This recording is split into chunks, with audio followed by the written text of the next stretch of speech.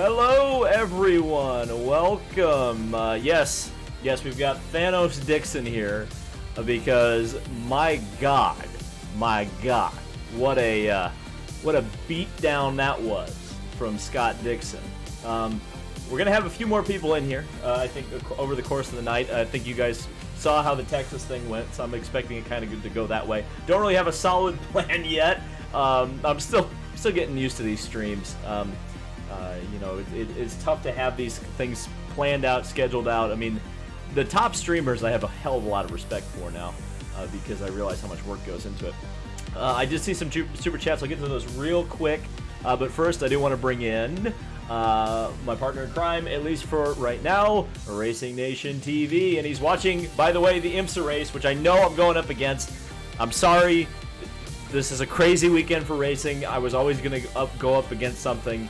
And, yeah, it is what it is. But, Kyle, hello. What's up, guys? Crazy day. Awesome day of racing. It's been just nonstop watching races. It's amazing. And then after IMSA, there's still dirt racing to go on. It's awesome. It's been amazing. And since you're being our IMSA correspondent, this song is still going on. I should fade that out. But since you're being our IMSA correspondent, what is happening in that race right now, just for the people who may or may not be watching that? Right. So it started in the wet. They had a weather delay for lightning to start, and it's just basically half the grid on slicks, half the grid on wets.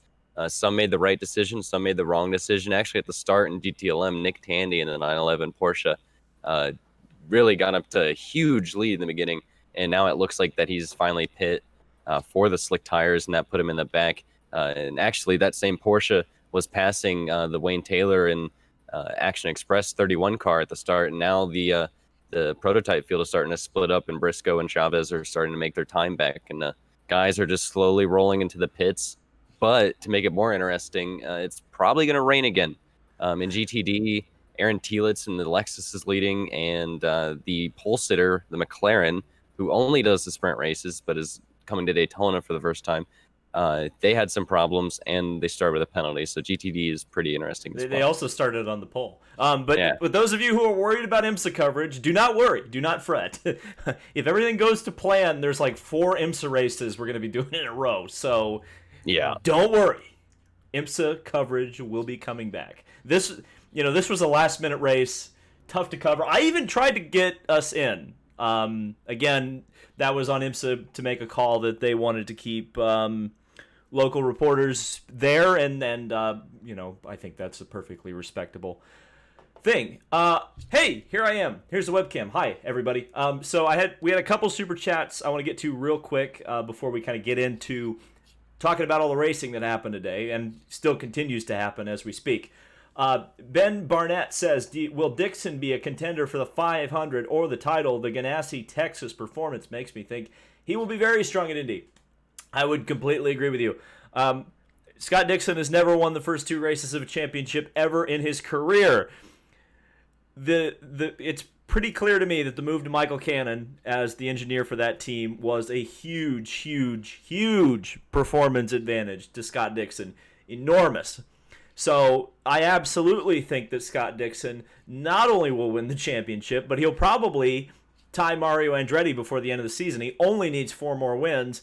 And yeah, there aren't as many races to win this season, but the odds are looking pretty good for that right now. Man, what did I say after Texas, where Dixon winning early in the season was going to be dangerous, and if I was a competitor, I would be worried. And yeah, that's coming true. You were right. GN says that if the Brickyard 400 is awful tomorrow, there is no excuse not to move the Cup race to the road course. Xfinity race was fantastic, especially the end. Okay, so that's something I do want to talk about because so I don't disagree with you, but I will say the problem with the Cup on the road course versus Xfinity is that look at every single track this year. And almost every single track, minus the plate races, I would say, Xfinity has been the better show, without question. So, expecting that if you move the Brickyard 400 completely to the road course and expected that it would be better because of that, I think you might be barking up the wrong tree. I think there's a there's something that can, there's an argument that can be made. I've always made the argument that prior to all this stuff, I always said that this should have been always a 2-day show. Now, obviously, I wasn't like suggesting an IndyCar NASCAR doubleheader, which we've gotten, but I always said that it should have been Cup on Saturday on the road course, 250-mile race, and then or a 200-mile race on the road course, and then a 200-mile race on the oval on Sunday. Make that the Brickyard 400. Have some weird trophy or some points thing, an overall winner, and then a winner of the oval race and a road course race, something like that. But to move it completely off the oval and just say, well, it's always going to suck, I think that's probably barking up the wrong tree.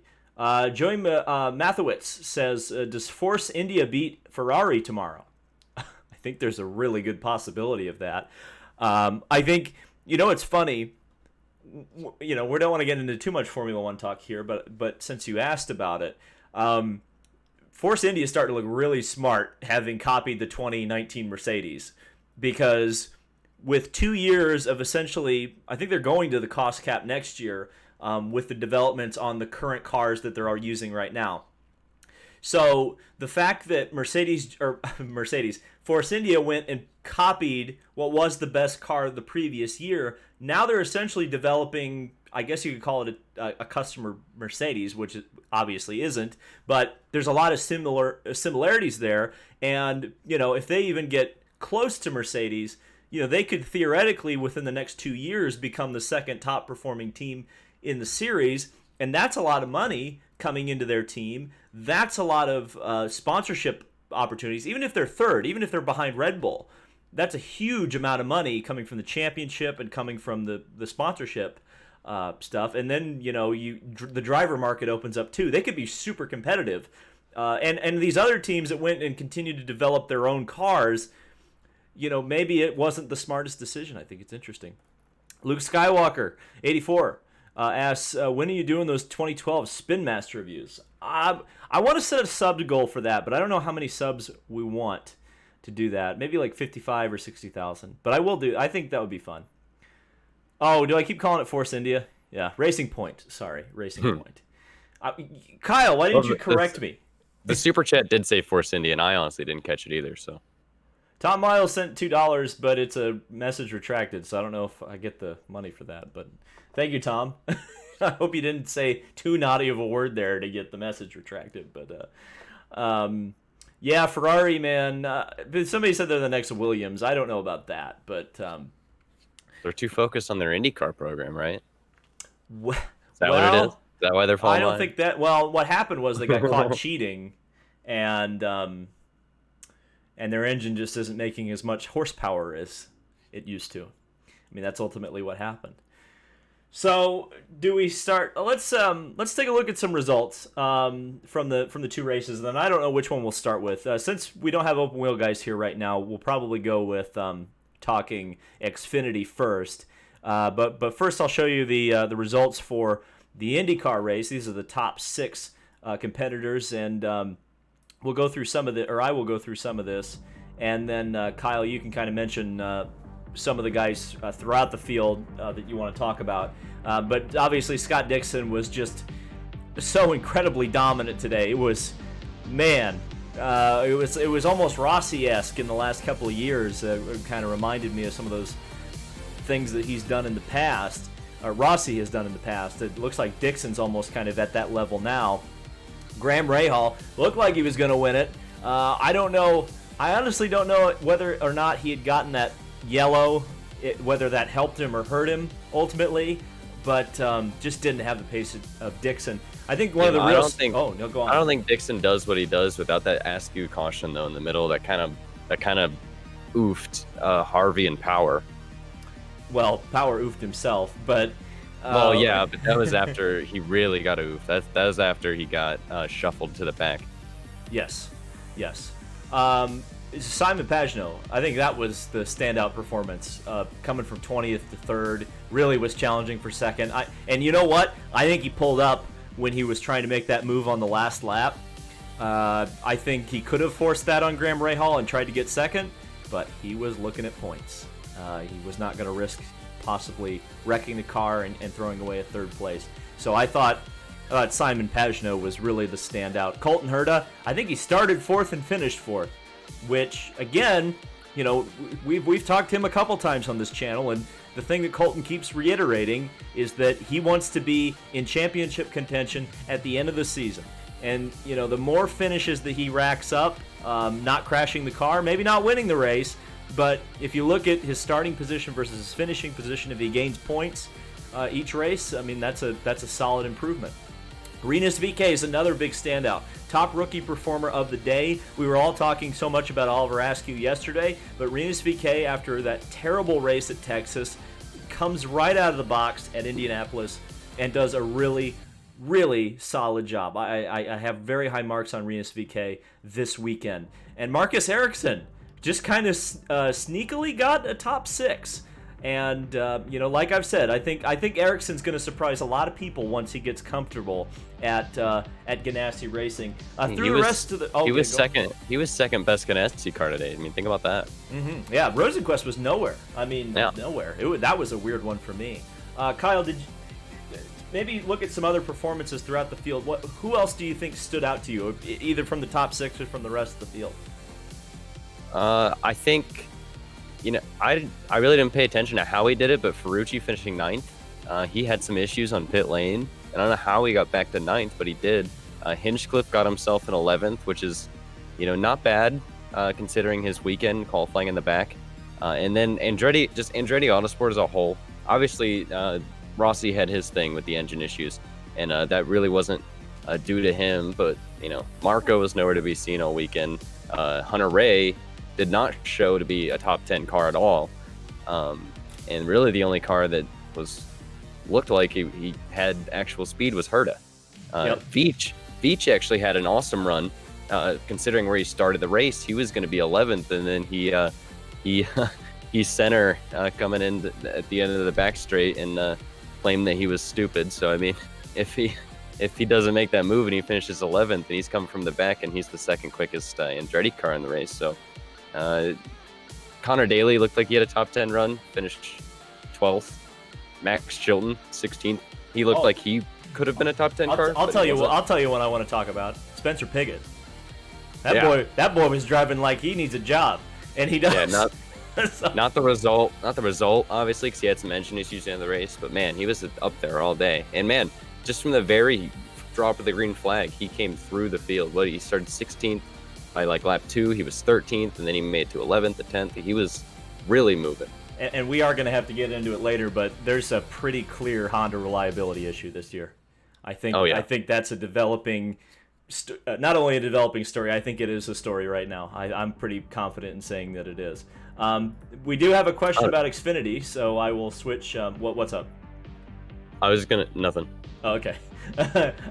We did have a question about Xfinity, so I'll switch to the Xfinity results here real quick. Lex Sells Merch asks, do you think Xfinity ever goes back to the oval or stays on the road course from here on out? I love the mix of road courses in Xfinity now. I think if you'd be insane to put this race back on the oval. Insane. I think you have to keep this race on the road course. That was one of the best. The last 7 laps of this race was one of the best. And I've said this about the Xfinity series, I feel like 3 or 4 times this year since they came back. Was one of the best things I've seen. It was awesome racing. In fact, Pocono was awesome too, wasn't it? Yeah. Like, it was the amazing. last 2 races have just been unbelievable for the Xfinity series. I mean, the worst parts of the gimmicks. If they got rid of them, it'd be, the races, like, in the last stage, like, play out naturally. And, like, really end in exciting finishes. It's great. It's great. I just, man. Yeah, we'll take a look at these results here. Oh, no, go on. Go ahead. But, I was thinking about it, and, you're right. You'd be crazy to move it back to the oval. And I love this race. But I'm still team, move it back to IRP. I think I'm still team move it to IRP.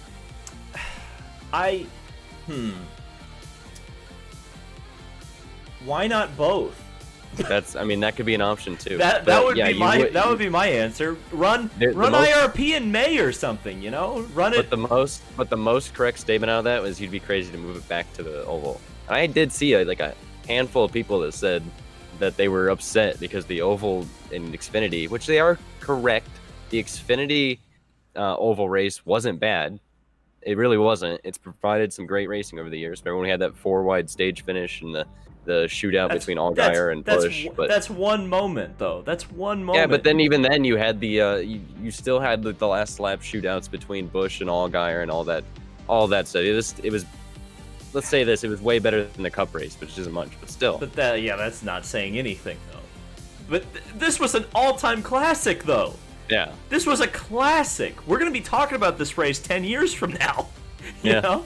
That's the thing that I'm kind of... The cars when they going were 3 abreast coming across the cars going 2 by 2, coming through 1 and 2, that really it gave me flashbacks to 2012 Watkins Glen when where it was just a barn burner finish and you didn't know who was going to get it. Like, it was crazy stuff. Or since Allmendinger was in it, 2014 Watkins Glen, that's kind of what reminded me of it too.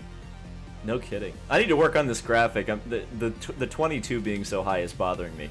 Do you have the whole field, or are you just doing the top 5? Just the top 6. I might do more for tomorrow, but then again, it's going to be late by the time we get the Brickyard results. But I was kind of working on some graphics for NASCAR because I don't draw the cars for NASCAR. But I might adopt some of this for IndyCar because it does kind of look nice. But I do need to even up some of the lines.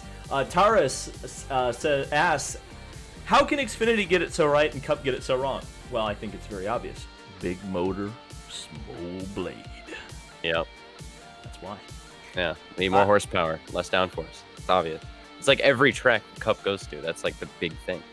Yeah. I don't understand. And the race tomorrow is going to suck, too. I mean, now what will help it for a little while is the inverted field and or the random field. And the fact that they don't practice. But I have a feeling that towards the end of the race, it's going to be typical Brickyard. In fact, I think it's probably going to be typical Brickyard through most of it.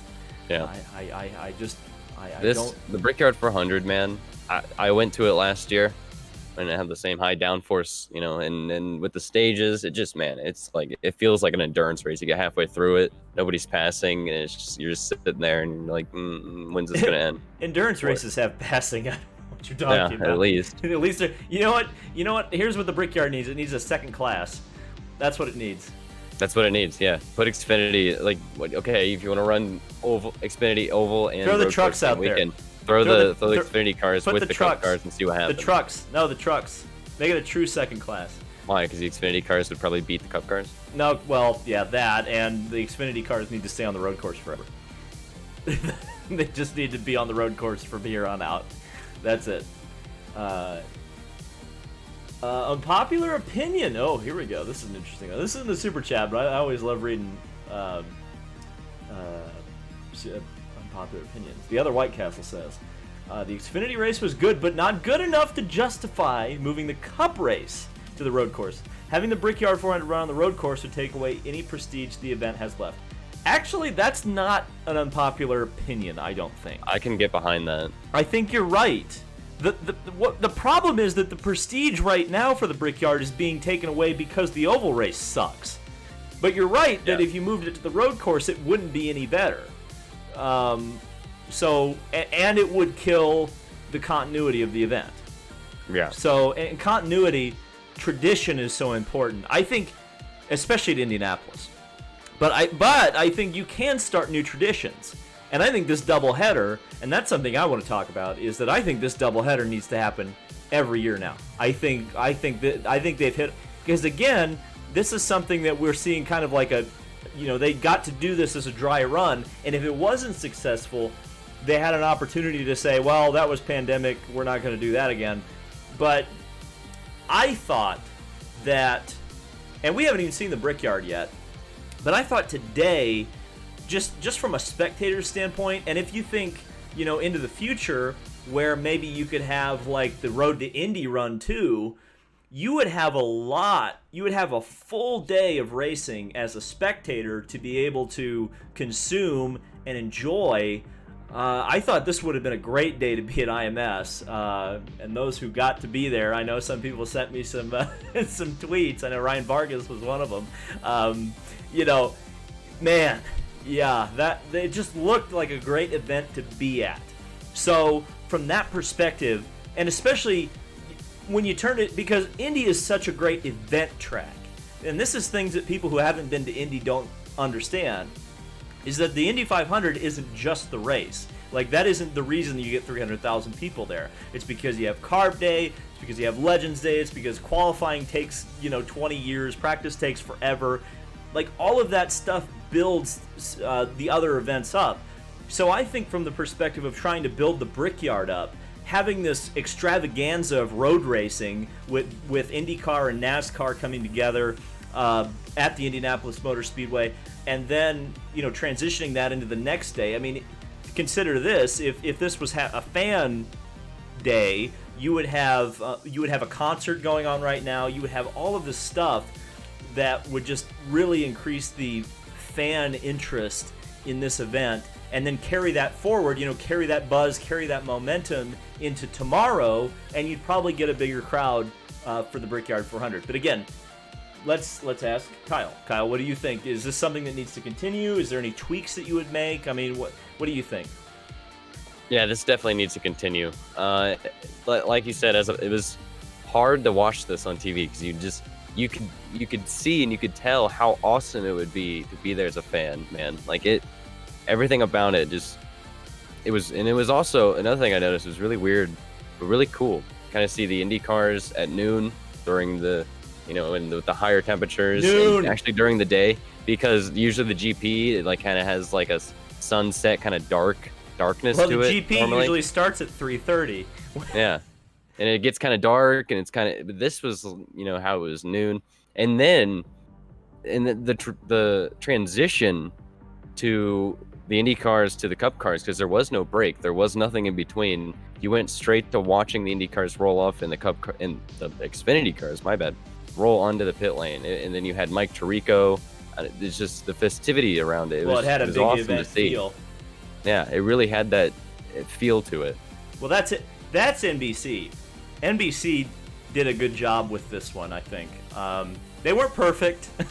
They weren't perfect. I think. Okay, nothing against the people who are working on IndyCar right now, but there need to be dedicated IndyCar reporters. Because Dave Burns and Marty Snyder are fine, right? Well, Dave Burns forgot who Alex Palou was. Well, that was And then you cut the Rutledge every 2 seconds. Yeah. Well, they need a Jan Beekes because they do. Because here's the thing: when you watch F1, they can throw it down to what's the guy's name? The guy in the pits, who wasn't in the pits today. It's not Crofty, but it's the other one. Well, you know who I'm talking about. They throw it to the guy in the pits, and he knows. I didn't watch F1. Okay, well, but like the Sky Sports F1. Will Buxton, reporter, not Buxton. That was who it was on. That was who was on Speed. So I guess I'll just say Will Buxton. You throw it down to a Will Buxton type, who can explain everything, explain the strategy, all that stuff. It improves everything so much. And the pit reporters who just say 4 tires and fuel, or Kravitz. Ted Kravitz. There you go. So yeah, so IndyCar needs a Ted Kravitz. So, and that's what they don't have right now. We did have a couple of super chats I want to get to real quick. Ryan Marine. You could, Ryan Marine. I'll vouch for Ryan Marine. I like Ryan. Good guy. In fact, anybody from the radio network. Anybody. Take anybody from the radio network. Elite Flight, sorry. I think the future doubleheaders need to happen on other oval tracks. Ovals are the series that are struggling in both series. That's a good point.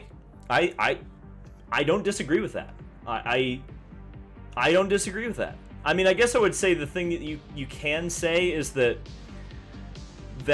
Indy is an oval and the Brickyard is an oval race, but obviously, you would probably want, if you did 2 of these a year, you'd want to do one at Indy, and then maybe you'd want to build an event at a Nashville Super Speedway or Iowa or Kentucky or Michigan. Michigan would be awesome. let's do a doubleheader at Michigan. Come on. Yeah, something like that. But yeah, I again, we need to see how many people buy tickets before we say this is 100% a success. But I think on the whole, I think you look at it and you say this is probably something that's going to benefit both series. So if it is proven to be like a huge ticket seller, a huge draw, then you can start looking at other tracks, smaller tracks that maybe you want to help out and do this at. GN says, oh, no, go on. I like the double headers, but I did hear a point that really stuck out to me, and that's when you do a double header like that, then the first race of the weekend kind of it feels less important, if you know what I mean. Like the first race of the double header becomes less important. The winner gets to celebrate for a couple hours, and then you're going on the next day, and then someone else wins. It just makes it feel what I think needs to happen. What I think would be more beneficial, because it is a good way to condense the schedule. But what I think the way you condense the schedule better would be the midweek races. And what I think was really great for the doubleheader was the Sunday when you had the Trucks, Xfinity, and Cup in the same day. I think more stuff like that needs to happen rather than the Cup doubleheader. Maybe you have an Xfinity doubleheader too. Maybe you do the Xfinity as a doubleheader. I think that would work. Well, but I think for Cup, it's always going to be difficult, isn't it? Like balancing the two series together. And that was the thing we always said was, how do you I had that song playing the entire time. Sorry, guys. But that is something that we always talked about, was like, how will the egos take it? I don't think it's going to be too bad. I think if IndyCar had put on the race they put on last year, we'd be talking about them more. But they put on a typical Indy GP, which is, it is what it is. So, but, Xfinity had the better race, so we're going to talk about them more. I mean, that's just how it is. That's where the buzz is going to be. But I would probably say unless something really drastic happens tomorrow, we're probably still going to be talking about the Xfinity race tomorrow. I mean, does that mean the Xfinity race is now more prestigious than the Brickyard? I don't know. GN says, thoughts on Rick Allen's commentary, good or bad? So I think it's way better than it used to be, because I saw a video of him in the 2017 Brickyard or whatever. And that was when he was calling all the drivers by car numbers, and it was really annoying, and I didn't like it. But he doesn't do that anymore. So, and I actually rewound the DVR and watched the last 7 laps again, and I thought he did a fine job on the call. Maybe there was a little bit of dead air, but again, I don't do his job, so I can't criticize him that much. But yeah, I thought he did a fine job. I didn't think. Let me put it this way: I don't think they screwed the call up. I think NBC got the call right. There was no, this is the greatest Daytona 500, Indy 500 ever. J. Obey Mac says, whatever happened to Jack Root and Robin Miller? Robin Miller writes for Racer.com as of right now. And Jack Root, he's on a Sirius XM show. So Lex sells merch, 100% this race weekend. Needs to continue. I'd totally buy tickets and head out to Indy for this, especially Saturday, IndyCar, Xfinity back-to-back. That's, I guess, the one, and I wouldn't say it's a risk, but that is the one thing that potentially IndyCar and Xfinity doubleheader could eventually overshadow the Brickyard if that event really takes off. I think it will. It already is. I mean, I think if you ask anyone, everyone was more excited for today than they are for tomorrow. I mean, everyone, if they're just honest, yeah. I don't really know anyone who was more excited for the Brickyard than they were the Xfinity and IndyCar doubleheader. Well, there was definitely a lot of hype for this because there was that unexpected, there was that X factor of what's going to happen in the Xfinity race. But again, I think, from a ticket buying standpoint, I think it's having 2 races for the price of one versus one race that isn't, I guess. And here's the thing, though. Well, I guess it would be tough to do the conversion, wouldn't it? That would be the one thing. I was going to say, theoretically, you could squeeze the IndyCar race from noon to 4, Yeah. Because the Cup race starts at freaking 4 o'clock. And what's going on before then? Because they don't even have qualifying. Because normally the Brickyard, what I thought last year when I went was cool, is the Brickyard 400 actually did same day qualifying. So yeah, I got to go and see qualifying in the morning and then the race. So like a 3 p.m. start time kind of makes sense when you do qualifying in the morning. But like, yeah, I mean, they're not even qualifying tomorrow. So why are they starting at 4? So you could definitely do the IndyCar race in that aspect. DH, I'm gonna blink even more just because you said that. Um. So yeah, yeah. I guess this is an outlier, isn't it? But still, does having tickets or selling tickets, does that really sell, or having qualifying before the race, does that sell tickets? It does it rather than just having the race. It's better than just having a race. You get to see Well, more in one day. I mean, but you don't need to put the qualifying before the Indy 500. yeah, but that's the Indy 500. What? But the Brickyard used to be but the Brickyard used to be like the Indy 500. I mean, I remember, I freaking remember because I lived in Indianapolis when the Brickyard was at its like absolute peak. Whoop, there we go. We lost the input signal. But when the Brickyard was at the absolute peak of its popularity, like the When the grocery cars drove better. stores. What's up? When the cars drove better. Well, yeah, but more like the fan interaction, the fan hype. The grocery stores did stuff the same as they did for the Indy 500. The local news was just as hyped. Everything was at the Indy 500 level in terms of hype, in terms of marketing, in terms of like show cars. I got in the Barbasol car. I think it was Elton Sawyer maybe. I got an Elton Sawyer's Barbasol car at the Meyer that I used to go to in Greenwood. So, they would just like it was a big deal. It was a huge deal. Mm-hmm. I mean, it was just as big as the Indy 500 for a couple years. It really was. In Indianapolis, I should say. But as soon as they started, putting on crap races, and I mean crap races as in like they just weren't as exciting as maybe they could have been, they they just started falling off, and then 2008 happened, and that really hurt things quite a bit. Slothy Racing asked me where Aaron Telitz raced before IMSA. He was actually an Indy Lights driver at Belardi, I think. Because he was at Belardi when he did his full season, right? I'll do an OnlyFans when I actually have a good hair day on stream. My hair is a disaster right now. Why is that the only thing in the chat? I have no idea. I can't wait till simp is not a meme anymore. It's so boring. It's such a boring meme. Will Allgaier perform? It's not a super chat, but I think that's an interesting topic for tomorrow. I hope so. Kamikaze wants him to. I mean, he finally gets his chance. Finally gets a chance. Oh my God! Justin Allgaier finally got his chance. It only took him 5 years. I still can't say anything about Joey Logano without swearing in the Kamikaze voice. I want to. I want to be like, that Joey Logano took his ride. He should have been the one to take over the Penske car after AJ Allmendinger left it. But no! There you go. I'm done.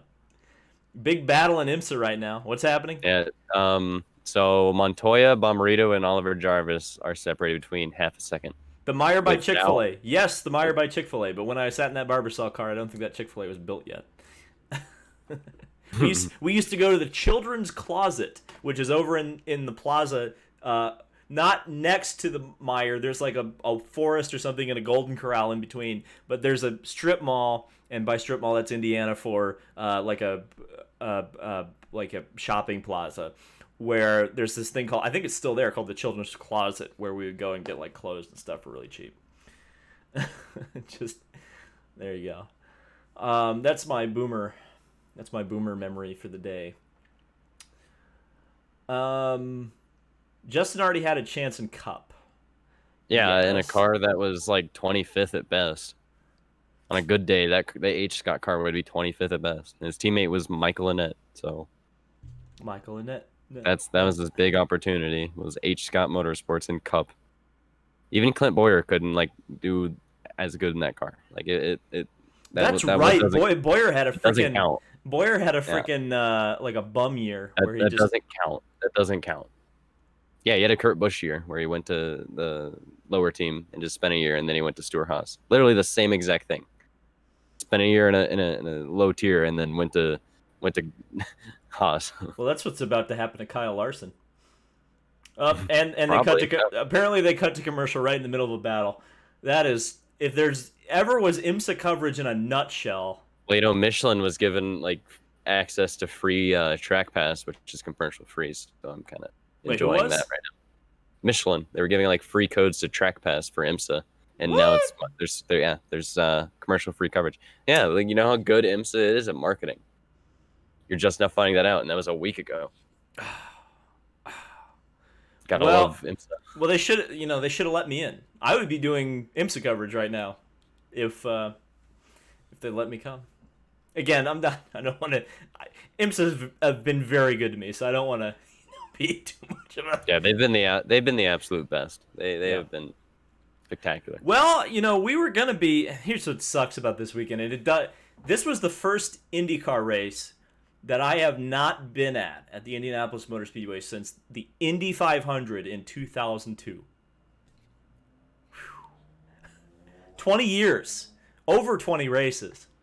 It's crazy that it's been that long that I haven't and hopefully we don't keep the streak alive for the 500 this year. That's for sure. And I guess I'll bring it up since I'm thinking about it, even though I hit the camera there. The Mark Miles had a quote with Mike Tirico, which worried me a little bit. Which said they're expecting 50% or less, and I hope the optimist in me says that's because of people dropping out of the tickets, which of course IMS is giving them the option to do. The other thing makes me worry is that Brian Dunbar says Dixon to Taco Bell for dinner tonight. That Taco Bell is gone. That Taco Bell is gone. They got rid of it this year. It was one of the many things that have gone away in 2020.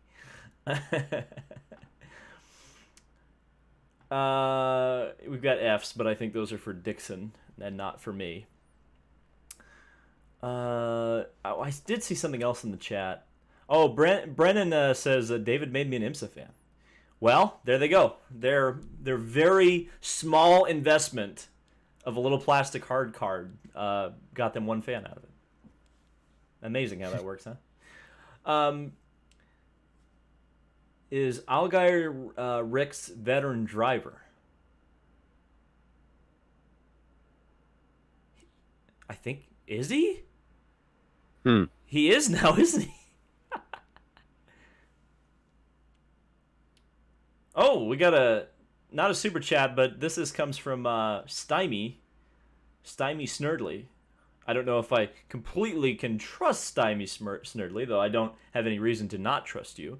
Says, received a call this week from IMS. They're moving forward with calling in yellow shirt workers for August. Good sign. I would say it is. That's a good sign.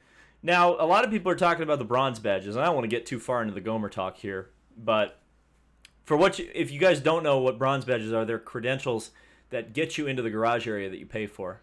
I would probably bet on those not getting you into the garage area this year, but we'll see. Travis Johnson says, what other track will host a double header in your opinion? I think the Roval's a prime candidate, just because they already tested there. Texas, that's another one I could see. They already essentially do one, I mean, well, what would be really cool? If some of the rumors are true, and there's a rumor going around right now that I don't want to give too much away, but I've heard that Texas may move to be the race after Indy again. That may have been one of the things that they negotiated with Eddie Gossage. So why not make that an IndyCar NASCAR doubleheader the week after Indy? That'd be pretty cool. And I think that would be a great way for both series to really benefit, because you would have that Memorial Day Classic, Indy 500, going to the Coke 600, and then you would have a really exciting prospect, because whatever drama happens in both races, Eddie Gossage would promote the hell out of. So yeah, Texas. I'm being sold on Texas. Being sold on Texas. Some people are saying Charlotte. I don't think. Well, maybe. There's always a possibility that IndyCar could go back to Charlotte, especially with the Roval. But I don't think the Oval. Don't think that'll happen again. They need to catch fence in 3 and 4. They do need to catch fence in 3 and 4. That's very true. That's very true.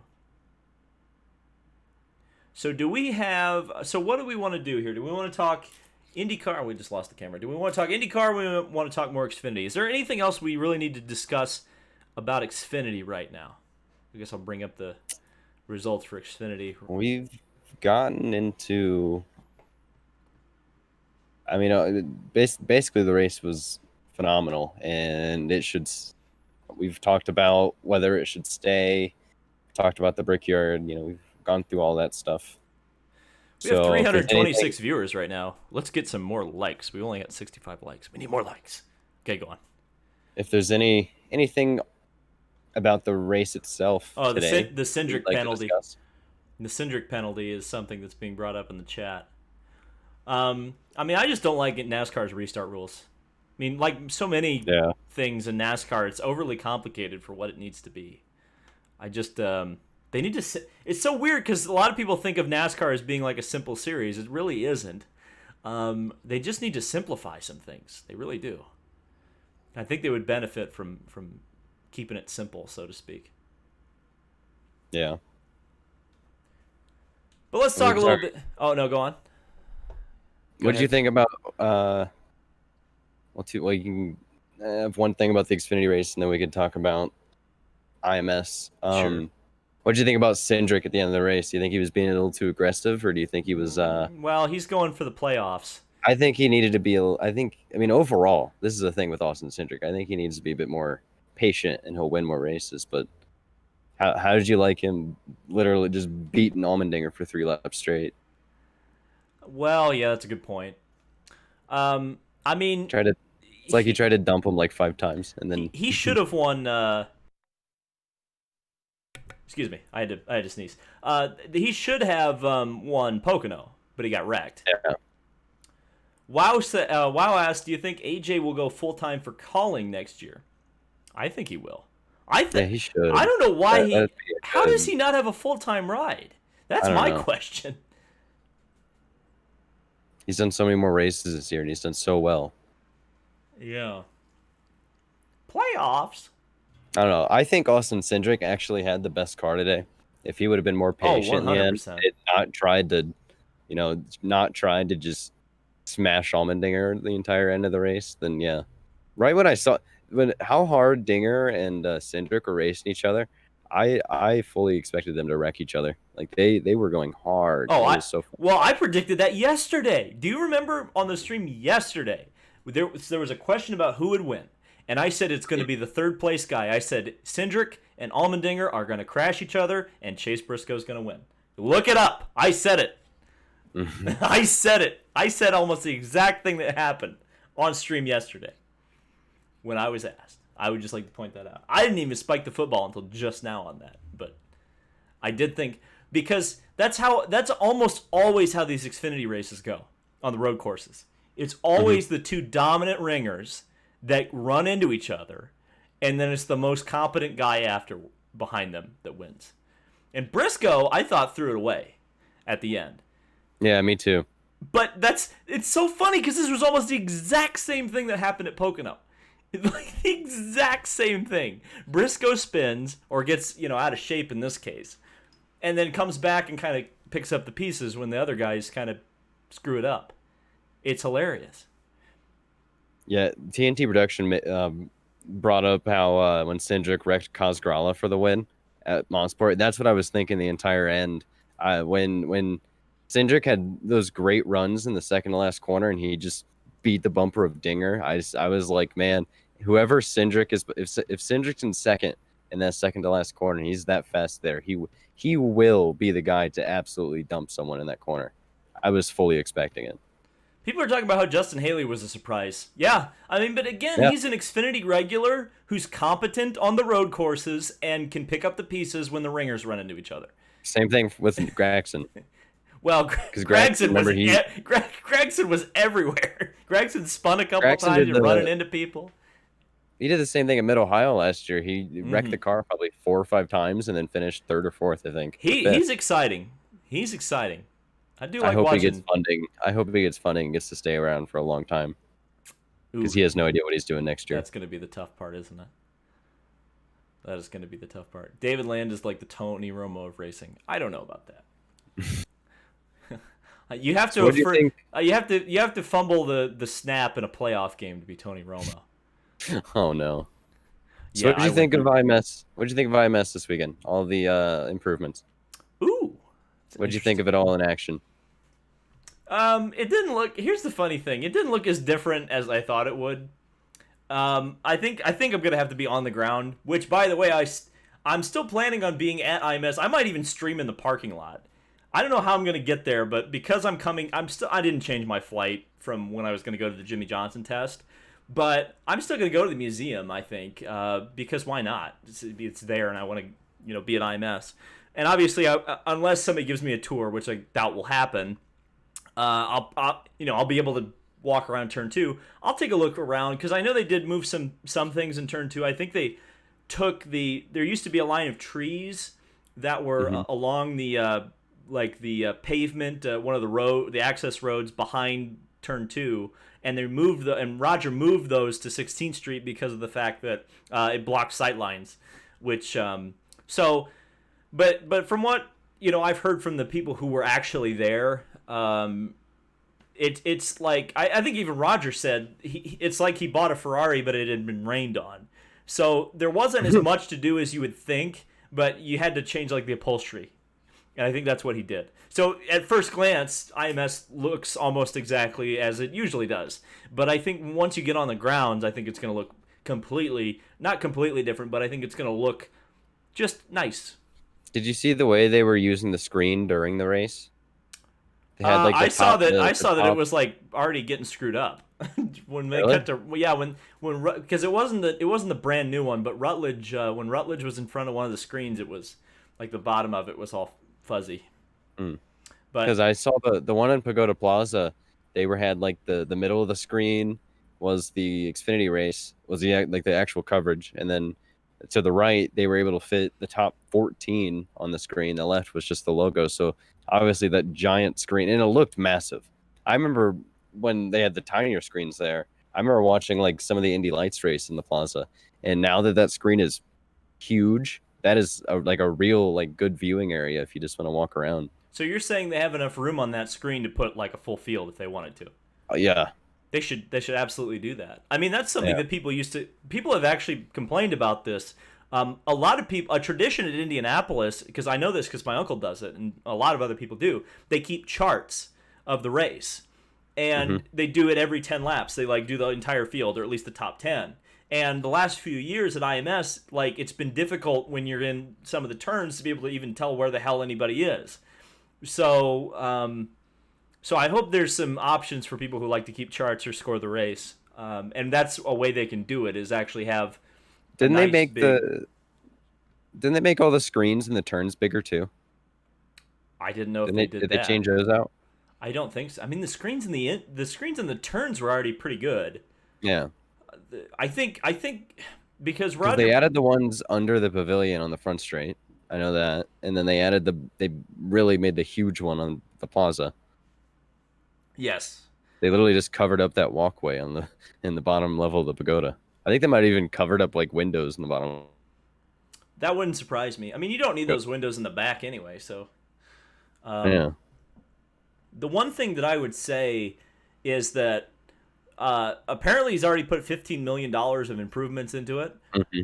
and as I understand it, there's a lot more to go. I thought Georgetown looked really good too, or 16th Street. Yeah, that's Georgetown. Yeah, I thought Georgetown's the Georgetown one. looked amazing.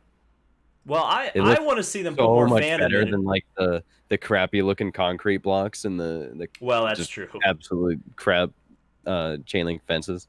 Actually, it looks decent. Bryant is suggesting that they may have changed the angle of the screens. Mm. That's interesting. I wonder why they changed it, because where I sit usually, now I don't know where I'm sitting this year, but where I usually sit, I'm pointed right at a screen. It's pretty cool. But one thing that I think is important to point out is that I think there's way more improvements coming.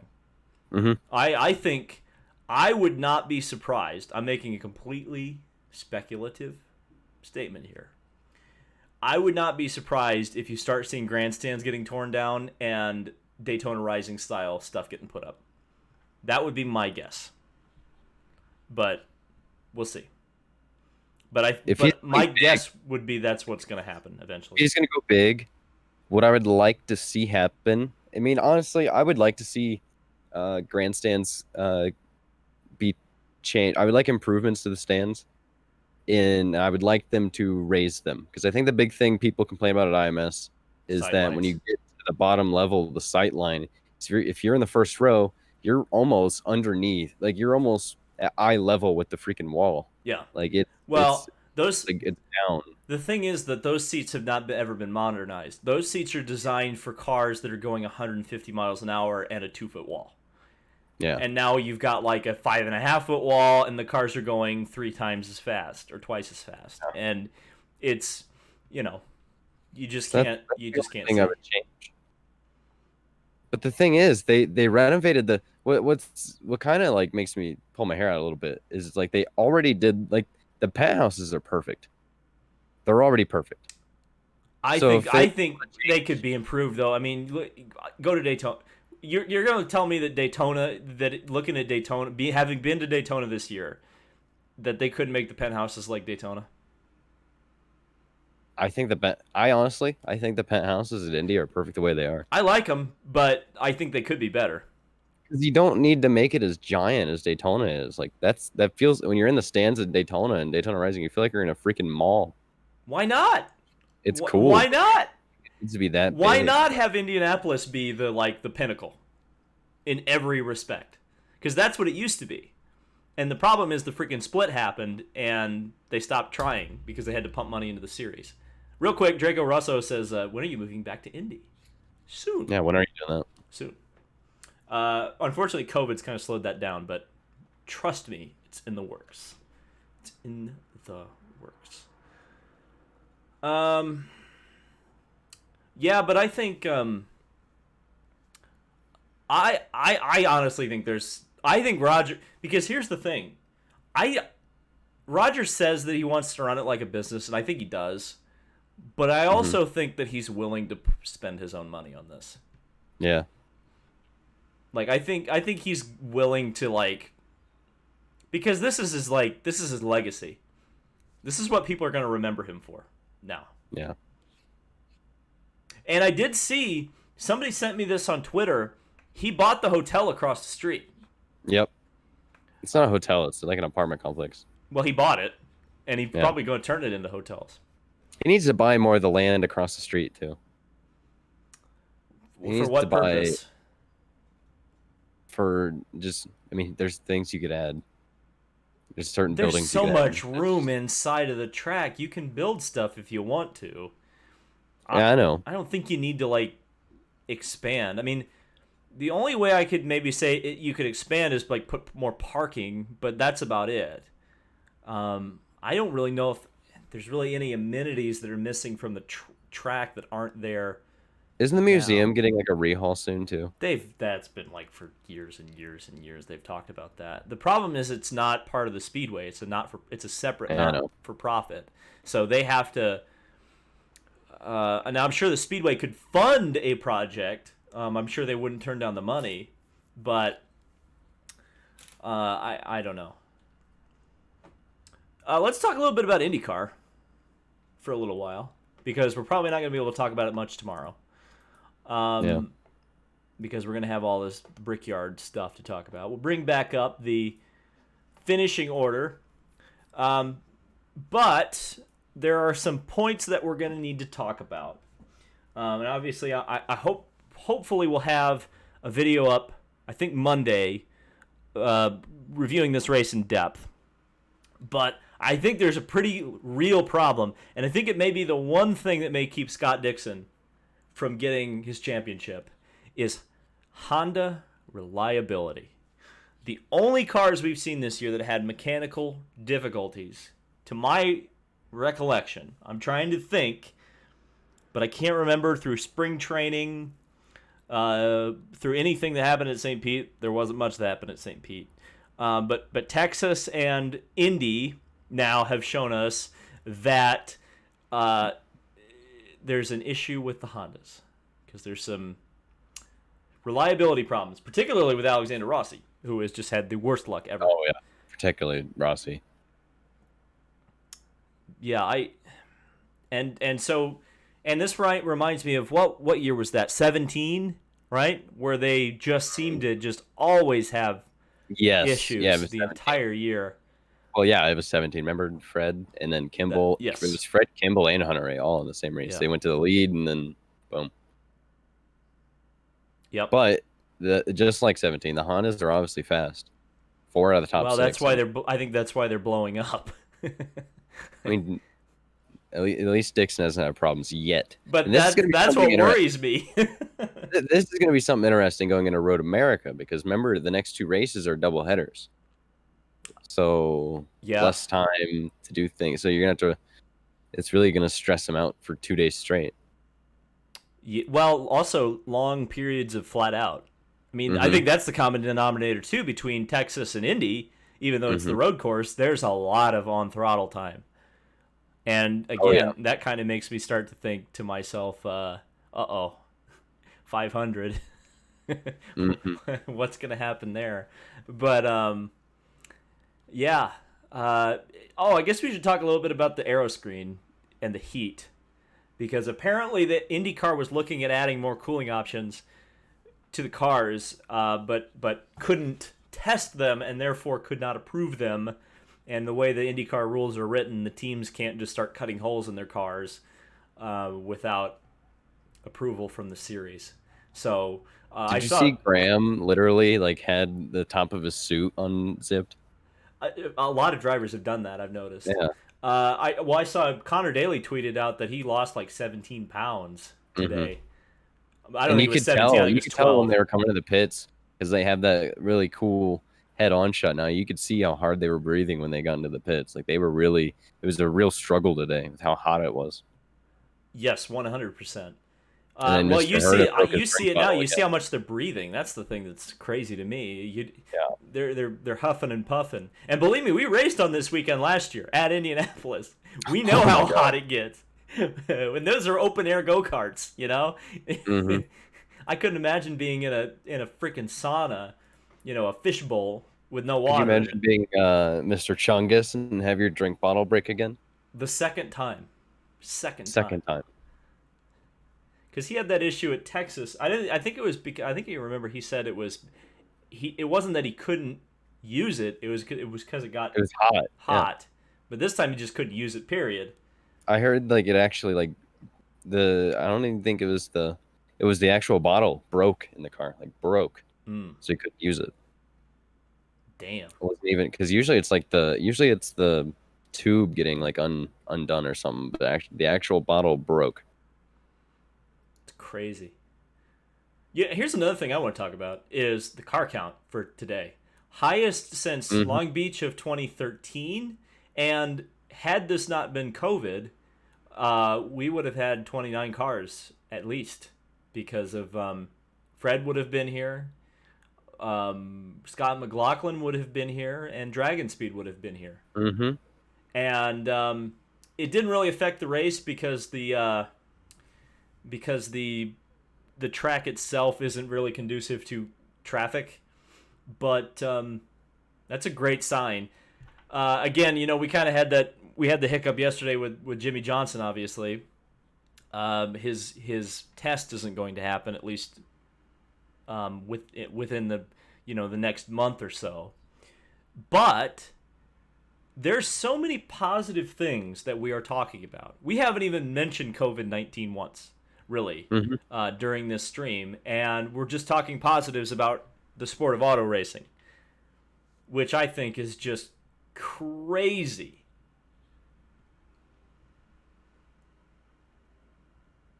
There was something I was going to talk about, and then I forgot what it was. Hold on, I saw something in the ask Colton how much pounds he lost. He doesn't have much to lose. That's the problem. Not much on that boy. There was something I saw in the chat that I thought, oh, Dixon. Can we talk about Scott Dixon for a second? Scott Dixon is 4 wins away from tying Mario Andretti for second on the all-time win list. That's incredible. Are you surprised? It's weird. Because Dixon kind of snuck up on us, though. There was a point where you just kind of go, well, AJ and Mario are gods among men, and there's never going to be anybody who touches them. But, we sit here, just a few years later, and Scott Dixon's 4 wins away, and is driving as good as I've ever seen him drive at 40. And that's another thing that's kind of bucking the trend. This was something I was going to point out on Twitter. I felt like it might have been seen in bad taste, but I don't think it will be, so I'll say it here. Look at Jimmy Johnson's performance versus Scott Dixon's performance in terms of their respective sports, and then consider that they were both rookies in 2001. And that will put into perspective what Scott Dixon's doing right now. And IndyCars are just like another level in terms of physicality, especially these days. And it's crazy that we're kind of living in an era where youth is valued so much. I mean, you look at this top 6, and 3 of the 6 guys are under 25. You still have a 40-year-old driver who's kicking ass and taking names. And you would have thought that would have gone away with Al Unser Sr., and it hasn't. And yeah, Tony Kanaan's streak ended. But it was sad. But Tony was kind of having a Jimmy Johnson factor. And Tony, unfortunately, isn't on a good team anymore. Yeah. Which hurts him, has hurt him. But then again, he wasn't performing like at his peak level when he was at Ganassi. Dixon, a bad year for Dixon is like 2 wins. He's already there. Can we talk about Michael Cannon? Well, that's the big factor, isn't it? Yeah. I was wondering this. Like, how does Dale Coyne feel that was his engineer for how many years? I think Michael Cannon just became like one of the most valuable engineer right now. Well, it doesn't matter now. I mean, he's getting paid. I guarantee he got paid going to Ganassi. You got to think about all the other teams. You got to think that the guy that is beating you right now, the guy that is engineering. We apparently have a burning Penske. Do we have a burning Penske in IMSA right now? Oh, I'm gonna check. Oh yeah, there is. He is on fire. Everybody all right, or is he just the number 7 car? I'm pretty sure everyone's okay. He came to the pits. Okay, Elio's car blew up. Oh well. Yeah, I think it's Ricky in the car. Okay. Hey, you guys think Michael Cannon was a free agent over the offseason. And Ganassi were the ones who picked him up. They're looking very smart.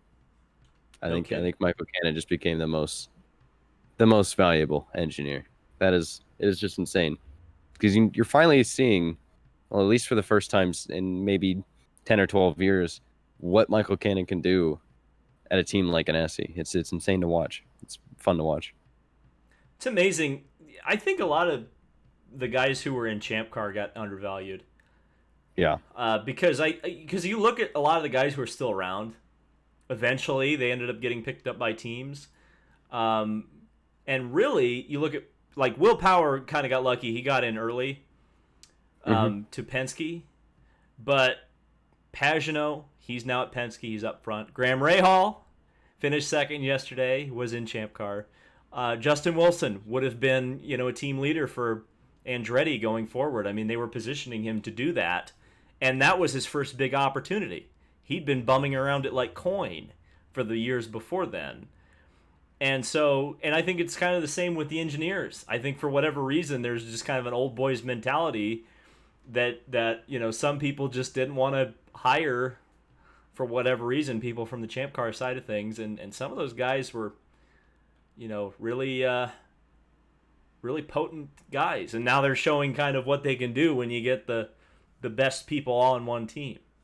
For those who don't know who Michael Kennedy is, he was actually the engineer who got AJ Allmendinger his first IndyCar win. Yeah, that was kind of his speciality, is working with young drivers and getting them up to speed. But now he gets to work with somebody who knows what they're doing, and you could just go. It's like you can get straight to business. You look at what happened last year with Santino. Michael got Santino up to speed, and then by the end of the season, Santino is contending for race victories. Well, you don't have to really get Scott Dixon up to speed. You just have to give him the car. When are we getting Thick Chip? You already gave you Thick Chip. Did you guys not see the meme that premiered yesterday? I'm definitely like doubling down on the shit posting for a little while. I kind of want to have some fun again, and I'm kind of excited that racing is back. There are fireworks, so many fireworks going off right now. I don't know if you guys can hear them, but we're getting the fireworks going. Oh, there's a big one. Hold on, let me do the meme. That sounded like a gunshot. Oof. So do you think, who do you, if that Askew yellow doesn't come out, who do you think ends up winning the race? Rahal, Harvey, Power? No, I think, well, because I remember I was texting Braden throughout the race, and he obviously was rooting for the Shank car, and he told, after Power had his mess up in the pits, he was like, bro, if that yellow wouldn't have come out, Harvey would be in the position to win now. And what's odd, what I was going to comment on earlier, one guy I didn't mention going through the field was Jack Harvey, because he actually somehow ended up 17th, which was way worse than where he was actually running. Qualified second, was running third in the race behind Newgarden, because Newgarden somehow made it up there in the beginning of the race through strategy. It's tough. I feel like Graham... I thought Graham was going to win. Yeah. If it had gone green, I think Graham was going to win. I think there was something that was, a camera operator got run over. Yeah, the BMW kind of big boy. had that zoom too zoomed in on that big boy. No, but I think Graham probably would have won, and even if he'd been short on fuel, I feel like there would have been another yellow. It just would have been positioned different in the race, as far as I would be able to. Because I was a little confused when we got, what was it, lap 18 or 19, when the leaders first pit and Graham went on to like lap 26. I was really confused on why the top 3 or 4 abandoned the two stop so quickly. I think they just got scared of Dixon.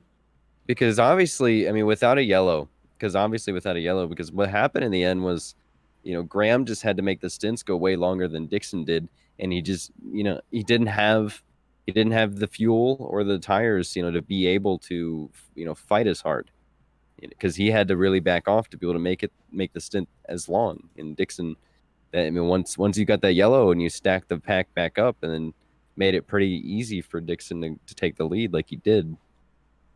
So I was a little confused because then I thought also that the guys who pit on lap 18 and 19 were in, honestly, maybe a little better spot than Graham, because unlike the guys who pit around lap 10, they had, those 8 to 9 laps to work with extra on the 3-stop. So even on 3-stop strategy, I didn't think in the very beginning that the guys like Dixon had the best strategy. I didn't know what they were doing either. I don't know if I guess it's public information. I just got a like on a tweet that I made yesterday. There was a Tony DeZino, one of our pals from the IMSA side of things, made a tweet kind of talking about one of the things we were talking about earlier, which was IndyCar specific pit reporters, and specifically Tony was talking about the lack of Jan Bikus, and I responded like, why isn't Jan like hosting a weekly show on the IndyCar YouTube channel? I'm like, he's way too good of an ambassador of the sport to be sitting on the bench. I was just like, I can't believe are not using him. And he favorited the tweet. So Jan Bikus agrees. Can we get a Jan Bikus IndyCar weekly show on YouTube? By the way, should I go here? Am I gonna go here? I'm gonna go here. This is Trust me when I say this. This is constructive criticism. But I really feel like we need to talk about something here.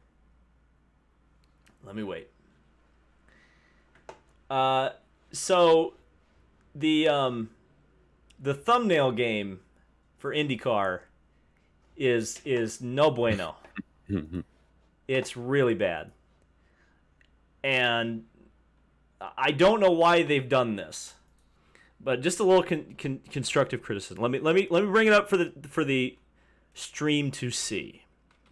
Let's name it bad, because I think you guys need to see this. I mean, I'm sure you've already seen it. You're on YouTube, and again, not dunking on them.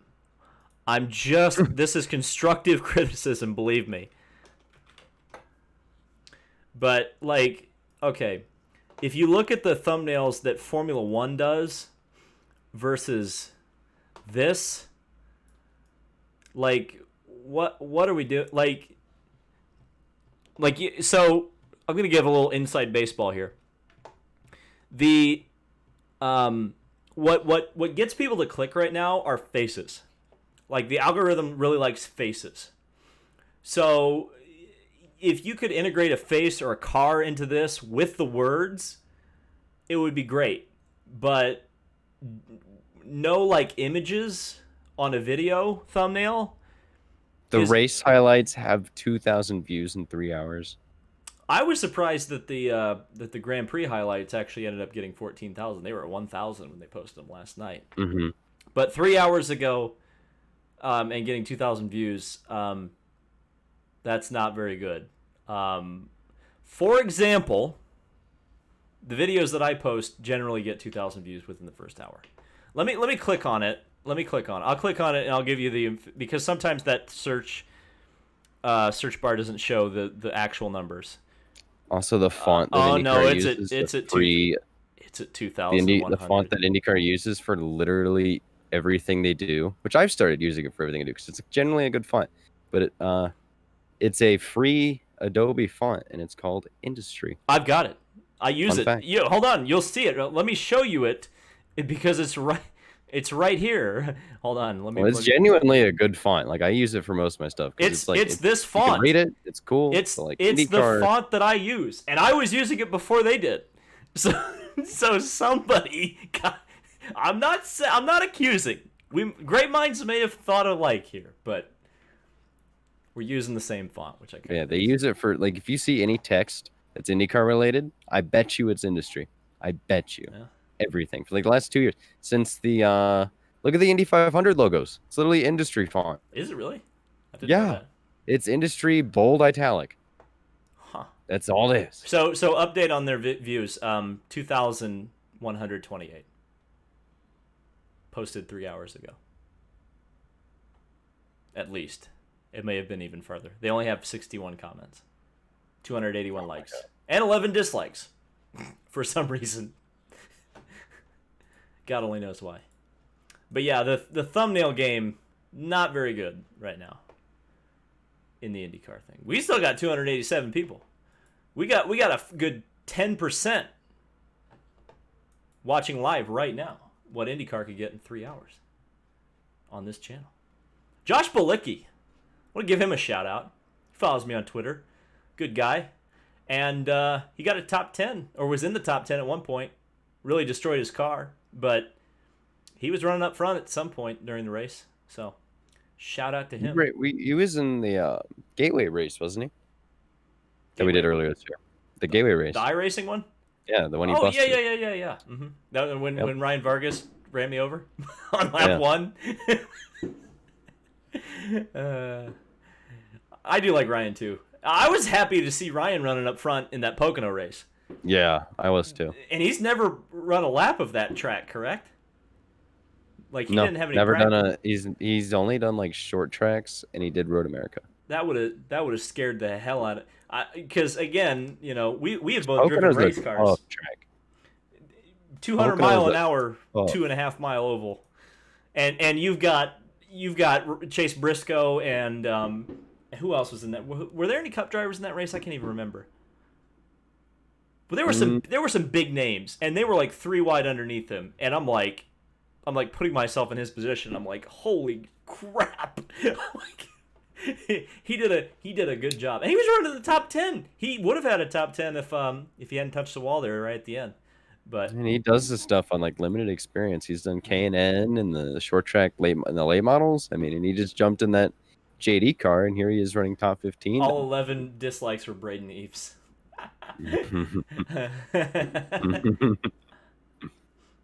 We can't confirm or deny that, but How about Jeremy Clemens saying he used Forza to prep for the race instead of it's hilarious but he could actually Yeah, run the because correct iRacing does have layout. the freaking So from a memorization standpoint, yes, I would suggest you use Forza if they've got the track. I mean, you're just going for memorization. You're not going for physics. But then again, Chase Briscoe was sitting in the Ford simulator doing no lifing the track. What numbers does Jason Jacoby get? About 40, from what I tell. Unless he says something really crazy, and then it gets like 500.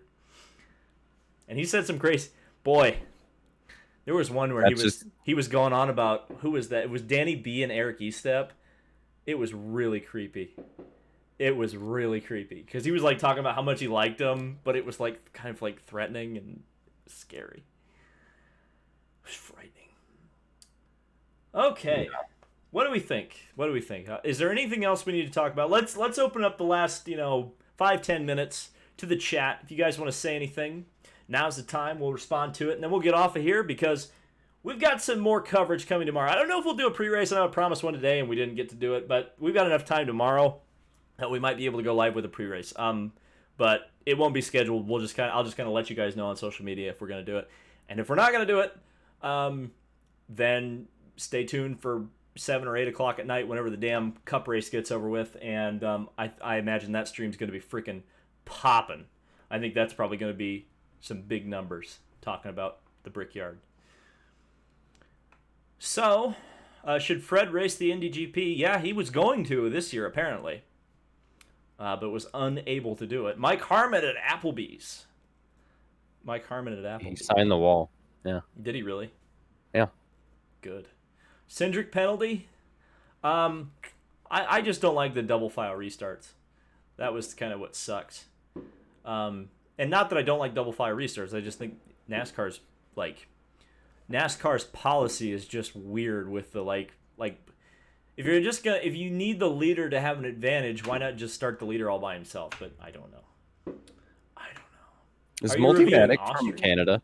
Yes. Okay. I was wondering why the Mazda had a Canadian flag on it. Yeah. Because they took over from Yost. Mm-hmm. That shot. Isn't Lena Gage still in that car?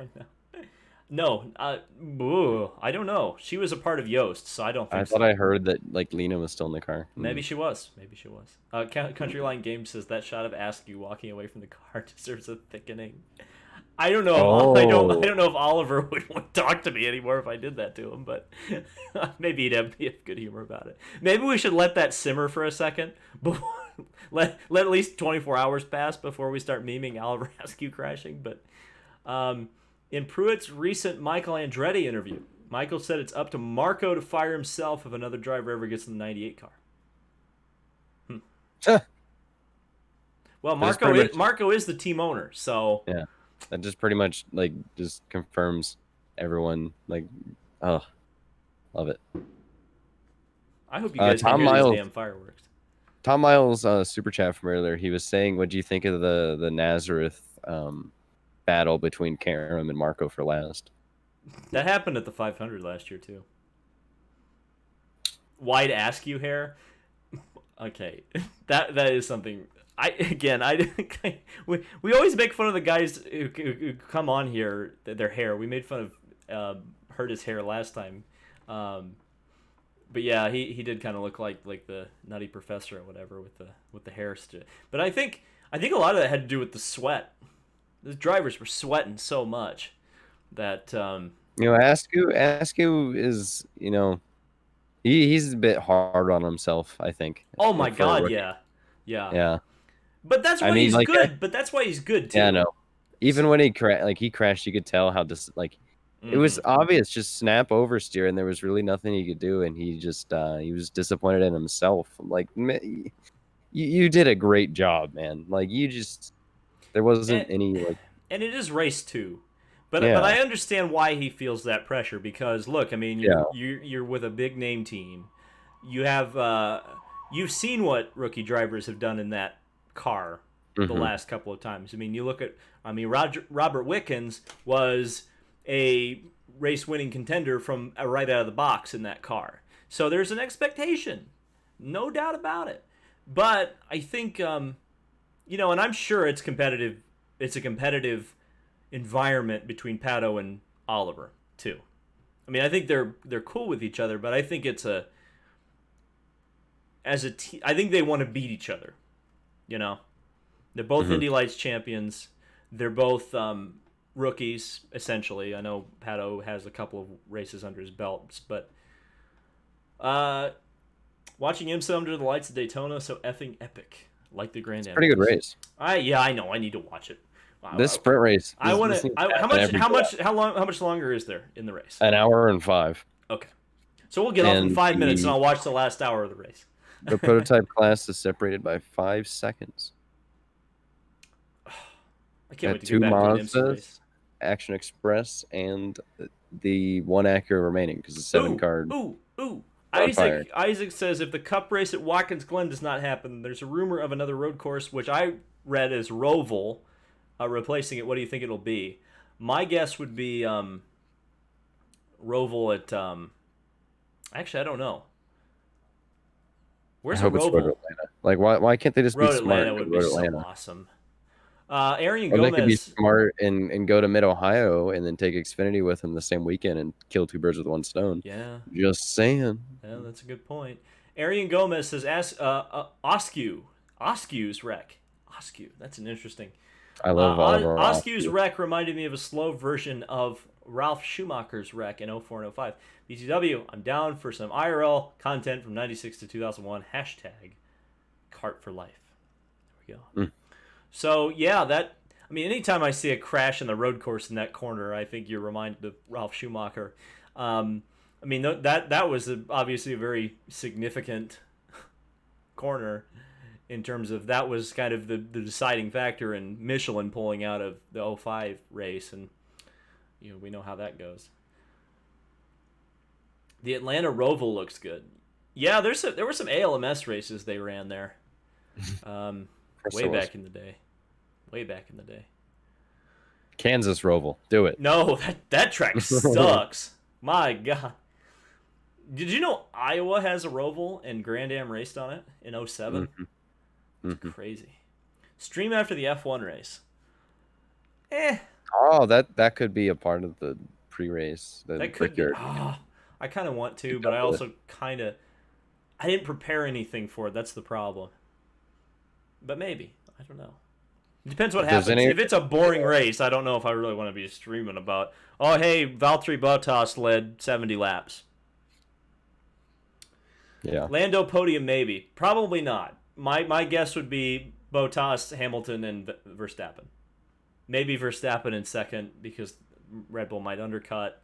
But now if it rains, there's then everything's out the window. It'll probably be Max then if it rains. But my guess is Valtteri's probably going to win from pole. But it's probably going to be Valtteri or Hamilton. But I'd love to jinx that because, Valtteri and Hamilton take each other out in turn 1. Then it's a crapshoot, essentially. Because even though it'll probably be Verstappen running away if Mercedes is out of the picture, you never know. And we don't know what the race pace is of the McLaren. We don't know what the Racing Points race pace is. There's some potential that there could be some interesting stuff happening. But I think it's going to be a Mercedes. It's either going to be Hamilton or Bottas, and Bottas is the pole sitter. Venom129 says Monza is the OG Roval. Kinda. Yeah. Yeah, in some ways, I think the definition of a roval though is an oval which has added a road course later. So Indianapolis is technically a roval. Like they technically have been running on a roval this weekend. I mean, by the definition, that's what it is. So Monza, I don't know if Monza was purposely built, I think, as a road course.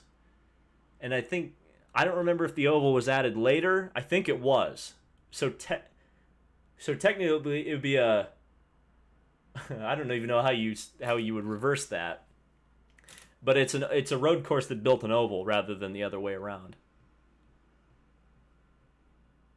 Pocono's road course would need a Charlotte-like overhaul. Yes, it would. I've driven on the Pocono road course. That's not ready for prime time yet. It's not ready for prime time yet.